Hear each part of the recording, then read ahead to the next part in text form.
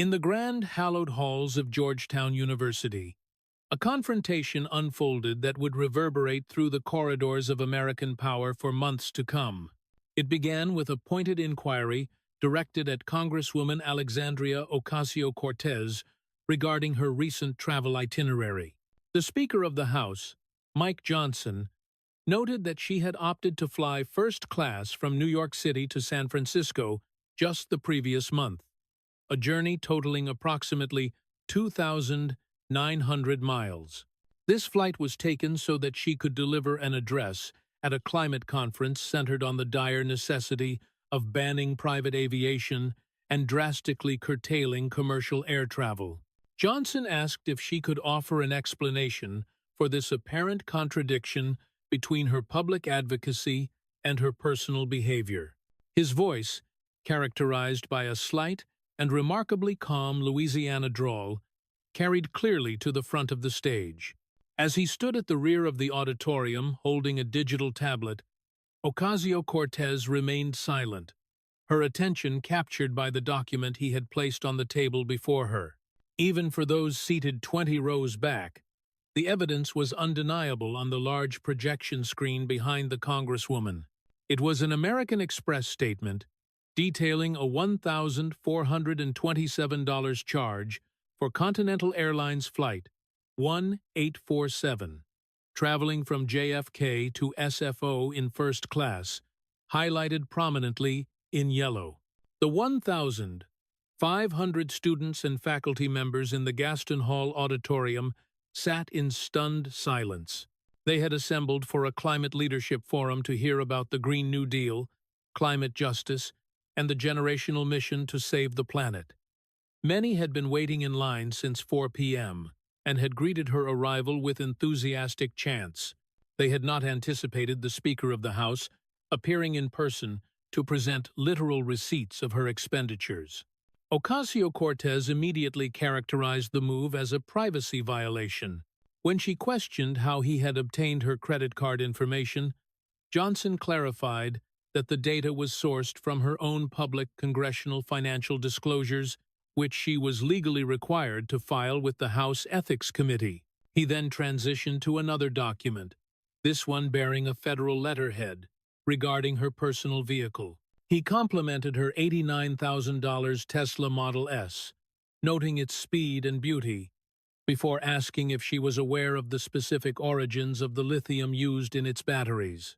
The room remained exceptionally quiet, the only sound being the low hum of the ventilation system as the Congresswoman paused. She stated she would not be interrogated about her personal life, but Johnson continued his line of questioning, focusing on the cobalt mines in the Democratic Republic of Congo. He described harrowing conditions where children as young as 6 years old work in unregulated environments, carrying heavy rocks and breathing toxic dust for roughly $1 a day, conditions that would be flagrantly illegal in the United States. He pointedly noted that the car she drives to climate rallies and features in her social media posts was built using labor from child slavery, asking if she possessed this knowledge at the time of purchase. The silence in the room deepened. The audience consisted of her most ardent supporters, climate activists, members of the Sunrise Movement, and progressive students. They had come for inspiration, not to witness such a stark confrontation. A young woman in the front rows tentatively asked if the claims regarding child labor were true. AOC stood up abruptly, her chair scraping harshly against the stage floor, and labeled the encounter ambush journalism. Johnson, however, maintained his composure, stating that he was simply referencing her own voting record, public statements, and financial disclosures to see if she lived by the standards she demanded of the public. Refusing to engage further, Ocasio-Cortez walked quickly toward the side exit, her heels clicking audibly on the stage. She left behind her notes and water bottle, and the microphone remained live, capturing the sound of her departure until the door closed. Johnson remained for a moment, then offered to show the audience the remaining 30 pages of disclosures he had brought. After a brief silence, A student called out for him to continue, and the situation for the Congresswoman grew significantly worse. To understand the magnitude of this political implosion, one must look back to the events of Tuesday, the 13th of January, 2026. The forum at Gaston Hall had been months in the making, organized by groups like the Sunrise Movement and the Climate Justice Coalition. Promotional materials featured AOC in an iconic, defiant pose with the slogan, "A green new future is possible." Tickets had sold out in less than 3 hours, and the energy on campus was electric, filled with true believers who saw her as a visionary leader. Behind the scenes, the organizers were busy with technical checks and social media preparations, unaware of the impending crisis. Backstage, Ocasio-Cortez was with her team, including her communications director Marcus Valdez and her boyfriend Riley Roberts. They had flown down from New York in coach that afternoon, a detail that would soon become ironic. Her team was reviewing talking points on climate urgency, marginalized communities, and union jobs. She felt confident and prepared, viewing the Georgetown audience as her core demographic. When Marcus informed her that Speaker Mike Johnson had RSVP'd, she was surprised but ultimately agreed to let him attend, thinking it might even provide a viral moment of her owning the speaker. Unbeknownst to her, Johnson had spent 3 weeks meticulously preparing for this moment. His chief of staff, Tom Emmer, had compiled a 3-inch thick file of her financial records, FEC filings, and property documents. Johnson had noted that while she entered office with under $10,000 in assets, her net worth had since grown to over $1.2 million. He sought to contrast her rhetoric, telling others to sacrifice and consume less with her actual lifestyle. He decided to confront her not on a partisan news network, but in front of the very students who believed in her vision. When the forum began at 7 p.m., Ocasio-Cortez was greeted with a thunderous standing ovation. She spoke passionately for 40 minutes about environmental racism, the science of climate change, and the necessity of the Green New Deal. She argued that the wealthy billionaire class should be the ones to sacrifice, not working families. She concluded by stating that the only question remaining was whether the country had the courage to act, a sentiment met with another standing ovation. However, the mood shifted instantly during the Q&A session when Speaker Johnson spoke up from row 20. He began by asking about the implementation of her principles in her own life. He specifically targeted her frequent air travel, noting that she had taken 42 flights in the past 18 months, 28 of which were in first or business class. He questioned why she chose to fly first class to San Francisco when she could have taken a train, or why she flew to Miami for a vacation while demanding coal miners and farmers sacrifice their livelihoods. The confrontation then moved to her $89,000 Tesla. Johnson cited her own previous statements, calling luxury cars, climate crimes, and wealth hoarding on wheels. He detailed the environmental and human cost of lithium and cobalt mining, specifically referencing a 2019 Amnesty International report on child labor in the Congo. He argued that she could have chosen a cheaper electric vehicle or public transportation, but instead chose a luxury car built on the back of child exploitation. The criticism extended to her appearance at the 2021 Met Gala. Johnson noted that the tax-the-rich dress she wore was estimated to cost $35,000, which represented 2/3 of the median annual income in her own district. He argued that attending a $30,000 per ticket event with billionaires while wearing such a garment was not a protest, but a performance. He further scrutinized her housing situation, pointing out that she spent roughly 34% of her salary on 2 homes, exceeding the 30% threshold she often advocated for others. The final blow came when Johnson brought up her campaign finances. He revealed that her campaign had paid $212,000 to Sersha Strategies, a company owned by her boyfriend, Riley Roberts, and $180,000 to a company owned by her former chief of staff. He noted that while she prided herself on being funded by small-dollar donors, nearly $400,000 of that money had gone to her inner circle for vaguely defined consulting. He characterized this as the same old corruption with better branding. The reaction from the audience was one of confusion and betrayal. Students began questioning her directly about the child labor in cobalt mines and the payments to her boyfriend.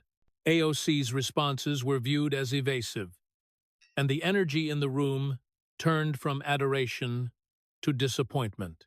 After her abrupt departure, Johnson spent another 45 minutes detailing her speaking fees, book deals, and brand partnerships to the remaining audience. The fallout was immediate. Video clips of the exchange went viral, particularly the moment where a student concluded that AOC knew about the child labor in her car's supply chain. Progressive activists expressed their disillusionment on social media, and groups like the Sunrise Movement and the Democratic Socialists of America issued statements calling for accountability. A leaked internal poll showed that her favorability in her district had dropped 15 points in a week, and 22 points among voters under 30. Only 33% of her constituents believed she practiced what she preached. Soon after, Maria Santos, a high school teacher living in a rent-stabilized apartment, announced a primary challenge with the slogan, "She walks the walk." Despite Ocasio-Cortez's efforts to defend herself in the media, she lost the primary in June by 14 points, the largest defeat for an incumbent in modern New York history. Her career in Congress ended not because of a partisan attack, but because of the exposed gap between her rhetoric and her reality. She eventually took a job as a political commentator, continuing to advocate for her causes from a position of personal comfort, while the movement she helped build was left with a stark lesson in the importance of personal integrity and sacrifice. The Gaston Hall Confrontation. A study in political gravity. The atmosphere inside Georgetown University's Gaston Hall was one of electric anticipation, a thick layer of youthful idealism pressed against the neo-Gothic stone walls of the historic auditorium. It was a space that usually commanded a certain academic reverence, but on this Tuesday afternoon, the 13th of January 2026, it felt more like a sanctuary for a movement. At the center of this storm was Congresswoman Alexandria Ocasio-Cortez, the figurehead of a progressive era that promised to dismantle old structures and rebuild the world in the image of equity and environmental sustainability. However, the air shifted the moment Speaker of the House Mike Johnson stood up from row 20. His voice, carrying that subtle, almost melodic Louisiana drawl, cut through the cheering like a scalpel. He didn't shout. He didn't need to.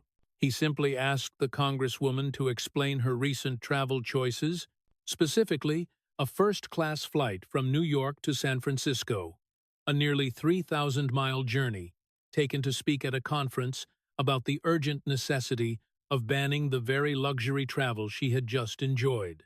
The silence that followed his question was not merely quiet.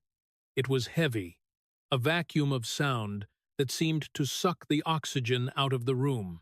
Ocasio-Cortez, usually the master of the quick retort and the sharp social media counterpunch, found herself staring at the digital tablet Johnson had placed on the table at the front of the stage.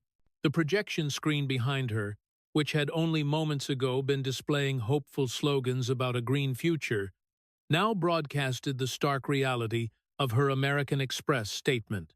There it was, Flight 1847, JFK to SFO, $1,427, first class, highlighted in a yellow that seemed to glow with a sickly light. The 1,500 students and faculty members sat as if turned to stone.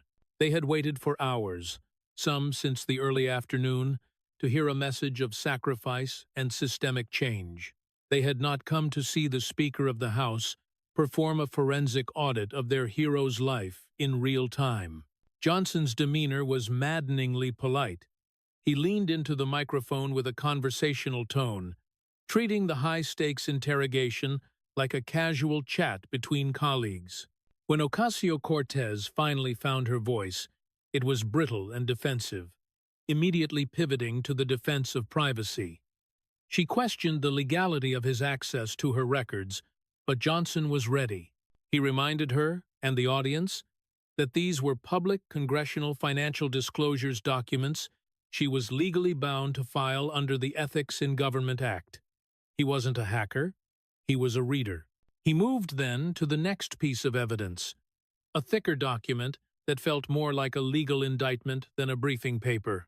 He began to speak about her Tesla, the $89,000 Model S, that had become a symbol of her commitment to green energy. But Johnson didn't focus on the car's speed or its sleek design. He focused on its heart, the battery, and the human cost of its creation. The speaker described the cobalt mines of the Democratic Republic of Congo with a vividness that made the comfortable auditorium feel suddenly cold. He spoke of children, some no older than 6, who spent their days in the mud and toxic dust of unregulated mines, carrying sacks of rocks heavier than their own bodies. He described a world where child slavery was the silent engine behind the high-tech green luxury of the American elite. He pointedly asked the Congresswoman if she had been aware of these children when she purchased her baby, the car she had so proudly showcased on Instagram. The room went dead. These were the very students who campaigned for global justice and labor rights. To hear that their champion was driving a vehicle built on the backs of exploited children in the global South was a cognitive blow that many could not immediately process. The backstory. 3 weeks of meticulous preparation. To understand how Mike Johnson arrived at Gaston Hall with a 3-inch folder of receipts, one has to look back to the quiet offices of the Capitol 3 weeks prior. Johnson was a lawyer by trade, a man who understood that a case is not won through rhetoric alone, but through the patient accumulation of undeniable facts. He had tasked his chief of staff, Tom Emmer, with pulling every public filing related to Ocasio-Cortez since her first day in office. They weren't looking for illegalities. They were looking for a gap.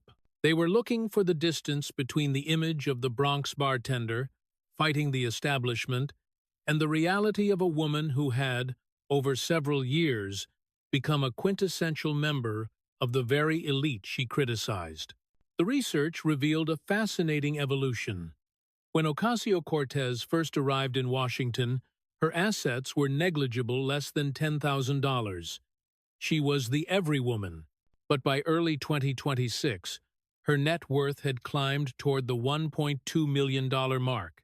This wasn't a crime, but in the context of her political branding, it was a vulnerability. Johnson saw a pattern of consumption that did not match the rhetoric of sacrifice. He saw 42 flights in 18 months, the majority of them in first or business class. He saw a beach vacation to Miami where she flew. Instead of taking the 29-hour drive, she might expect a constituent to endure for the sake of the planet. He saw a $35,000 custom-designed dress worn for a 4-hour protest at the Met Gala, an event where tickets cost more than the annual salary of many people in her district. Johnson decided that a traditional televised debate or a congressional hearing would not be the right venue for this revelation. In those settings, Ocasio-Cortez was a master of the medium, able to use gotcha framing to her advantage. No, Johnson wanted her to face her own people.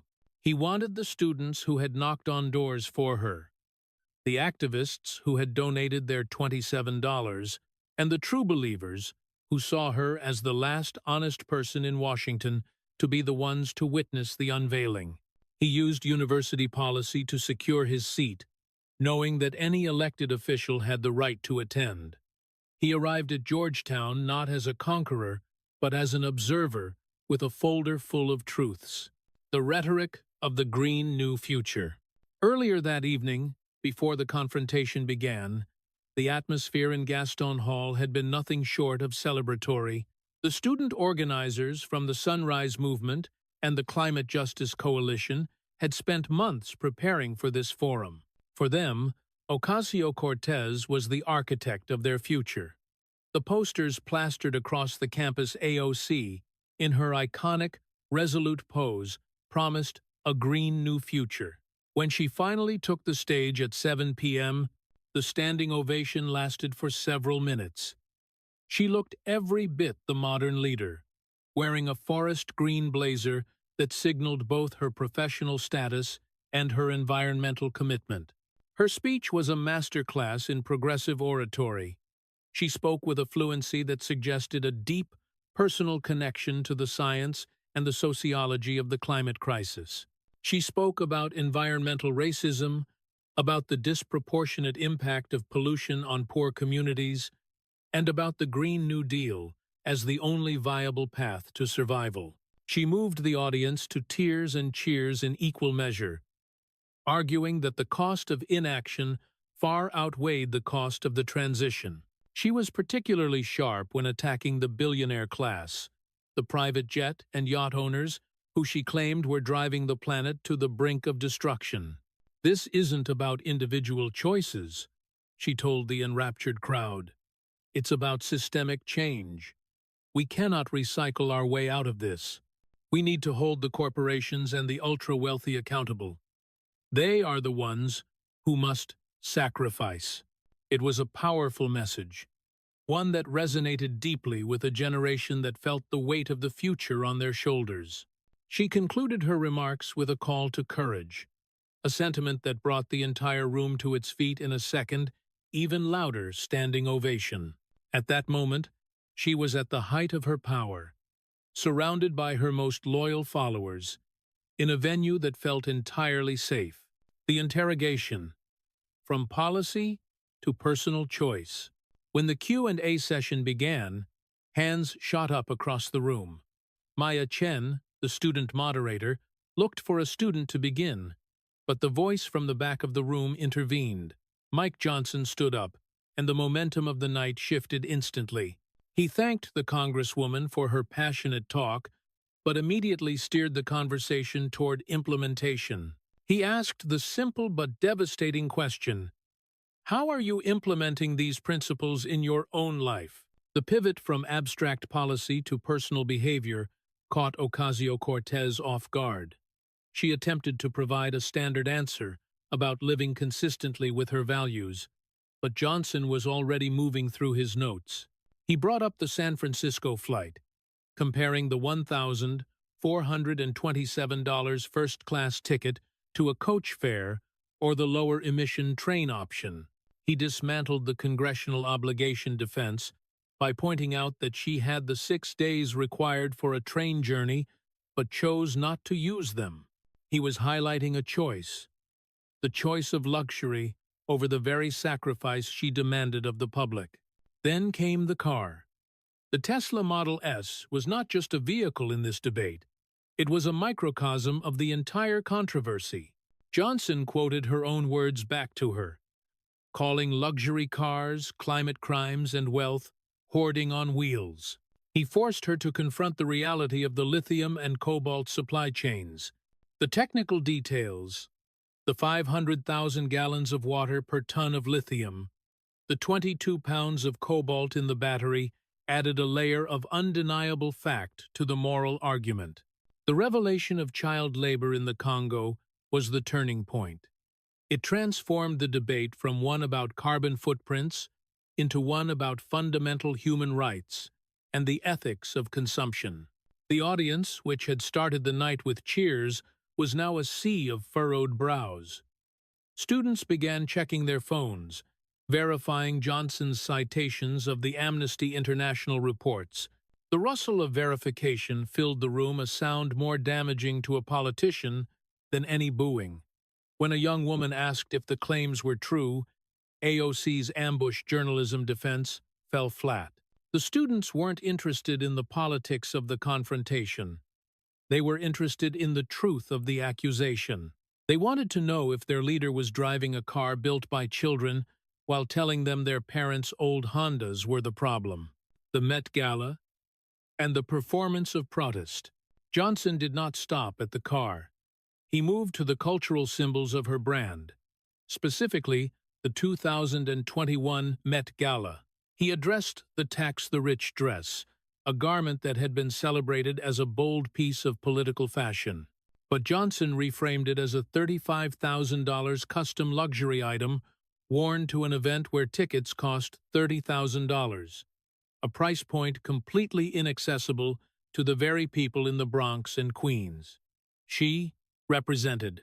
He compared the cost of the dress to the median income of her district, pointing out that for one night of protest, she wore a garment worth 2/3 of a constituent family's annual earnings. He challenged the idea of fashion as protest from within the event. He argued that true protest happened outside the gates, with the activists who weren't invited to the party. He characterized her attendance as joining the system rather than fighting it, suggesting that the tax the rich message was a performance for the very people she claimed to oppose. This line of attack resonated with the students who were struggling with tuition and rent, for whom $35,000 was an unimaginable sum. The housing argument followed a similar logic. Johnson used her own 30% income-to-rent rule to analyze her lifestyle. He pointed out that while she advocated for housing affordability, she personally maintained 2 homes, a $2,800 a month apartment in D.C. and a condominium in the Bronx. He did the math out loud, showing that she spent 34% of her salary on housing, exceeding her own recommended threshold. It was a methodical deconstruction of her public persona, showing that in every aspect of her life, travel, transportation, fashion, and housing, she lived by a different set of rules than the ones she promoted. The campaign finance revelation, the grift argument.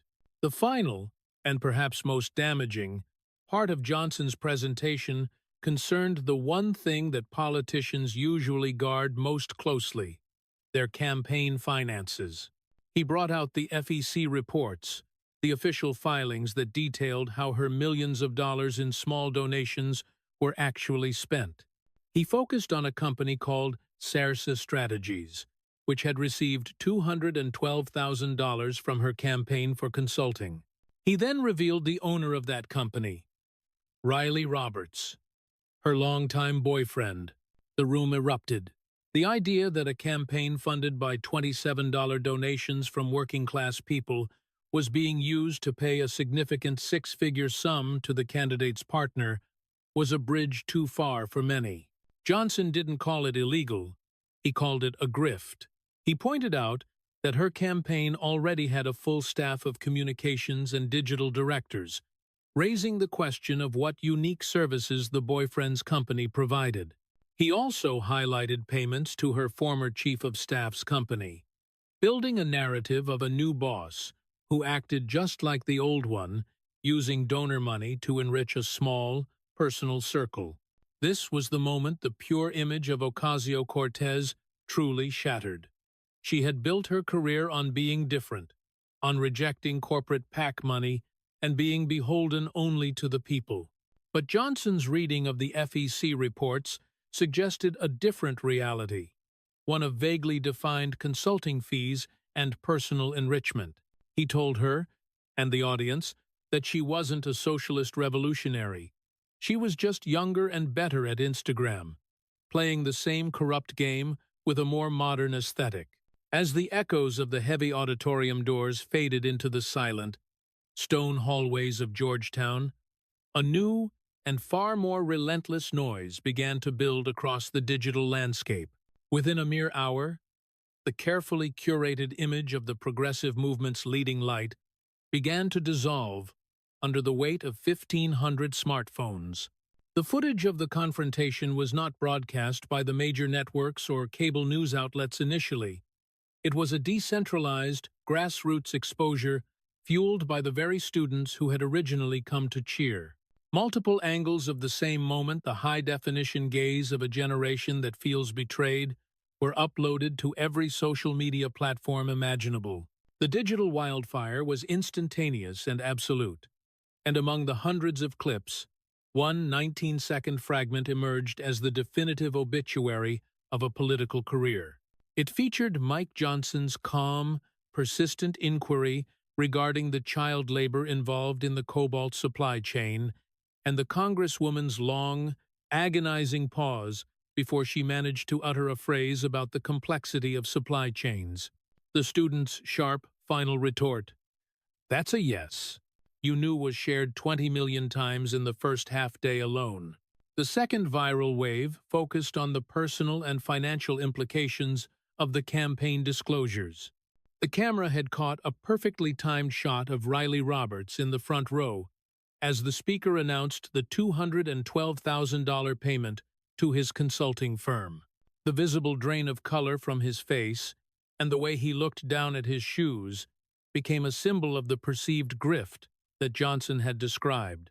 On platforms like X and TikTok, the reaction was not confined to the usual conservative celebrations.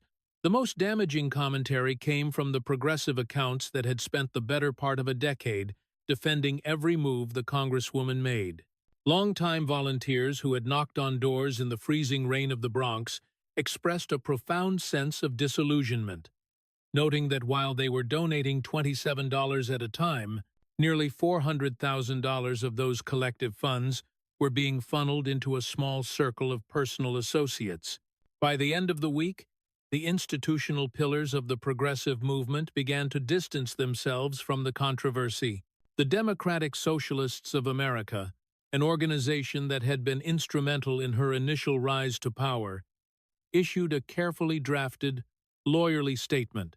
They spoke of the necessity for all elected officials to be held accountable to the values they promoted, which was widely interpreted as a refusal to defend her personal choices. The Sunrise Movement was even more pointed in its response, posting a message that emphasized that climate justice must include justice for every person in the global supply chain, including the children working in the cobalt mines of the Congo. By Friday morning, the narrative had moved from social media to the front pages of the mainstream press. The New York Times published an exhaustive, balanced, yet ultimately devastating article that verified every claim Johnson had made against public records, posing the central, existential question for her political future. How could she demand such monumental sacrifice from the public while refusing to make even the smallest sacrifices in her own life? The official response from the Congresswoman's office was a two-page defense that labeled the speaker's questions as bad faith attacks intended to distract from the larger issue of climate denialism. The statement argued that every financial filing was strictly legal, and that the Tesla was a necessary investment for her personal carbon footprint. However, the defense completely failed to address the moral core of the controversy. The public was not interested in the legality of the payments or the filings. They were focused on the hypocrisy of a leader who lived like the elite she campaigned against. By the following Monday, the internal polling data leaked to the press confirmed the worst fears of her team.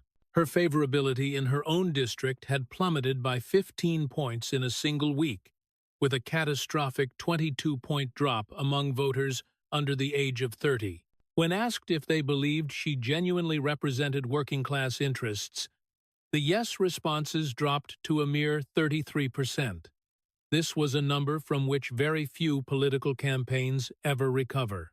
Into this vacuum of trust stepped Maria Santos, a 32-year-old high school teacher from the Bronx. She was a woman who perfectly mirrored the original every woman image of Ocasio-Cortez, but without the million-dollar net worth or the first-class travel habits.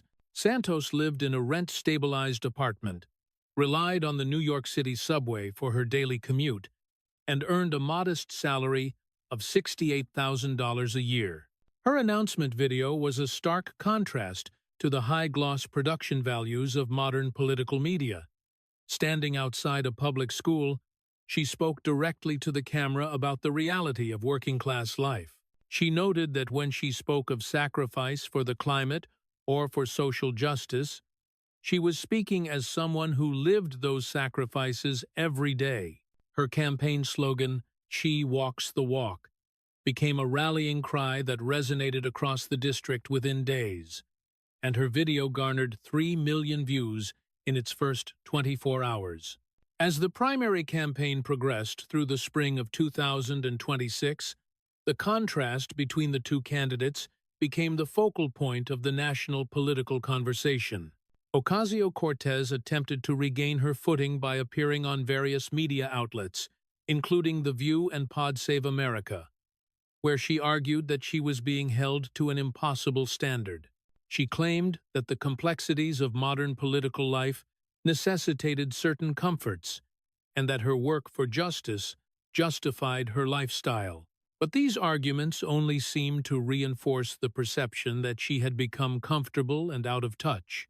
Maria Santos, meanwhile, continued to campaign on the ground, meeting voters in the same bodegas where she shopped and emphasizing her connection to the actual struggles of the Bronx and Queens.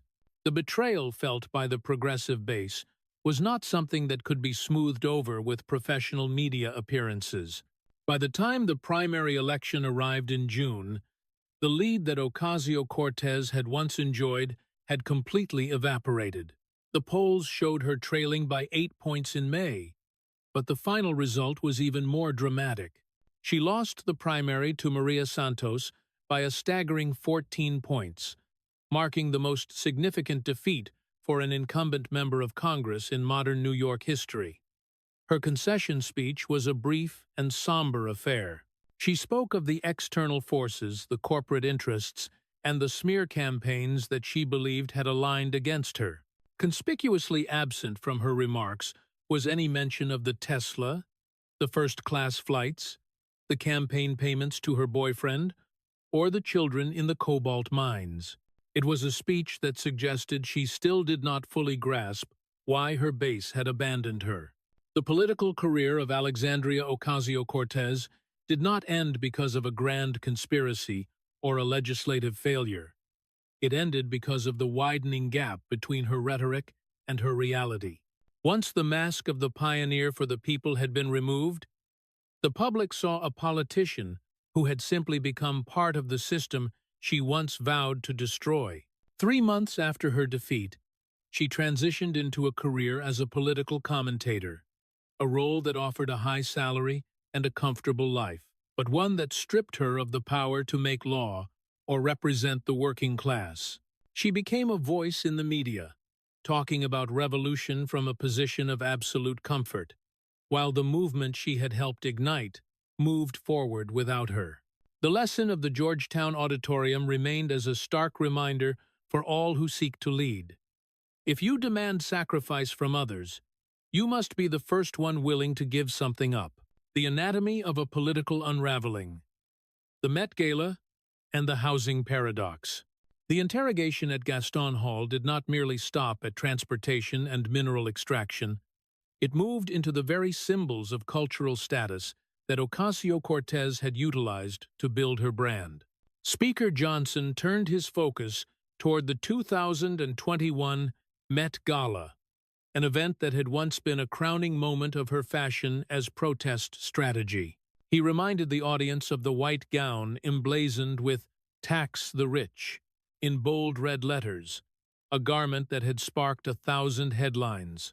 However, Johnson's critique was not about the message itself, but about the staggering economic dissonance of the act. He pointed out that while the dress was technically a loan from designer Aurora James, its estimated value was approximately $35,000, a figure that represents nearly 2/3 of the annual median income for a family in her own district. Johnson's rhetoric was surgical. He dismantled the defense of using a platform by contrasting it with the reality of the event. He noted that while she was inside the castle, dining with billionaires and being photographed with celebrities, the actual climate protesters, the ones who couldn't afford a $30,000 ticket, were outside in the cold, held back by security. This point resonated with the Georgetown students, many of whom were struggling with the high costs of education and housing. To them, the image of a representative wearing the price of a year's tuition for a 4-hour party was no longer an act of defiance. It was a performance of privilege. The speaker then transitioned to the housing paradox, applying the Congresswoman's own policy positions to her personal life. He referenced her frequent advocacy for the 30% rule, which suggests that no individual should be forced to spend more than 30% of their income on housing. By performing a real-time audit of her finances, Johnson revealed that between her $2,800 a month apartment in D.C. and her condominium in the Bronx, she was actually spending 34% of her congressional salary on housing. This was not an accusation of wealth, but an accusation of failing to follow the very guidelines she sought to impose on the nation. The argument was clear. She had choices that her constituents did not, and yet she chose to exceed the limits she defined for others. The financial grift, small donors, and personal enrichment. Perhaps the most devastating segment of the evening involved the disclosure of campaign finances. Johnson brought the conversation back to the purity of her movement, which was built on the foundation of $27 donations from working-class Americans. He revealed that nearly $400,000 of that donor money had been paid to companies owned by her boyfriend, Riley Roberts, and her former chief of staff. These payments were for consulting services, despite the fact that her campaign already employed a full-time professional staff for communications and digital strategy. Cersa Strategies, a company owned by Riley Roberts that received $212,000. Blue Horizon Media, a company owned by her former chief of staff that received $180,000. Johnson's framing of these payments as a grift struck at the heart of her political identity. He argued that she was not different from the corporate politicians she criticized. She was simply better at branding the same old patterns of personal enrichment. For the donors in the audience, the realization that their small contributions were being used to pay a significant six-figure salary to the candidate's partner was a betrayal that could not be easily ignored. The energy in the room, which had once been a protective shield around the Congresswoman, began to fracture as students started to ask themselves if they were the ones being exploited. The viral fallout and the rise of Maria Santos. The immediate aftermath of the Gaston Hall Forum was a digital tsunami that no communications team could contain. Within hours, the clips of the confrontation had bypassed traditional media filters and were being dissected by millions on social media. The rustle of verification, the sound of 1,500 students Googling the Amnesty International Cobalt reports, had been captured on video, providing a visceral audio-visual record of the moment the base lost its faith. The viral clip of a student telling her, "That's a yes. You knew," regarding the child labor in her car's battery, became the defining image of the week. The betrayal felt by the progressive base created a vacuum that was quickly filled by Maria Santos. As a high school teacher who lived a life of genuine working-class reality, Santos offered a stark contrast to the celebrity politician image that Ocasio-Cortez had developed. Her campaign slogan, "She walks the walk," was a direct answer to the hypocrisy exposed by Mike Johnson. Santos didn't need to attack the Congresswoman's policies. She only had to highlight her own lifestyle, riding the subway, living in a rent-stabilized apartment, and earning a teacher's salary to make her point. Favorability drop. A 15-point decrease overall, and a 22-point drop among voters under 30. Trust metric. Only 33% of constituents believed she lived by the values she promoted. Election outcome. A 14-point loss in the June primary, the largest for a New York incumbent in modern history. Conclusion. The distance between rhetoric and reality. The political collapse of Alexandria Ocasio-Cortez serves as a profound case study in the fragility of a movement built on the perception of purity. It was not a legislative defeat or a policy disagreement that ended her time in Congress. It was the widening gap between the life she lived and the rhetoric she preached. Mike Johnson did not need to invent scandals. He only had to read her own disclosures in front of the people who believed in her vision the most. Once the students at Georgetown saw the first-class flights, the $89,000 car, and the payments to her boyfriend, the image of the revolutionary was replaced by the image of the elite. As Ocasio-Cortez transitioned into a role as a media commentator, the Green New Deal she had championed remained unpassed, a symbol of a movement that had lost its way. The lesson of that Tuesday night in 2026 remains a cornerstone of political integrity.